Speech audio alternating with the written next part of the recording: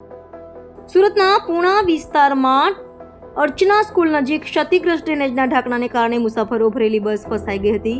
સ્થાનિકોએ 2 દિવસથી ફરિયાદ કરવા છતાં તંત્ર દ્વારા કોઈ કાર્યવાહી ન કરાતા આ ઘટના બની હતી.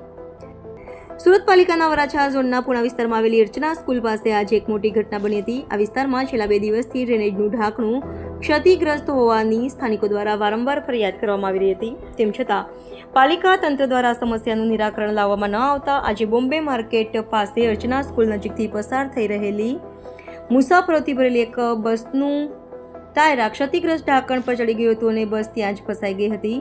અચાનક બસનું ટાયર ફસાઈ જવાના કારણે બસ ઊભી રહી જતા અંદર બેઠેલા મુસાફરો ગભરાઈ ગયા હતા.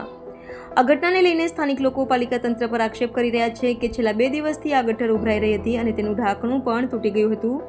વારંવાર ફરિયાદ કરવા છતાં તંત્ર દ્વારા કોઈ પણ પ્રકારની સમારકામની કામગીરી હાથ ધરવામાં આવી ન હતી, જેના પરિણામે આજે આ બસ ફસાઈ હતી. સ્થાનિકોએ વધુમાં જણાવ્યું હતું કે જો આ જગ્યાએ કોઈ 2 વ્હીલર વાહન ચાલક પસાર થઈ રહ્યું હોત તો મોટો અકસ્માત થઈ શકે તેમ હતો અને કોઈનો જીવ પણ જઈ શકે તેમ હતો.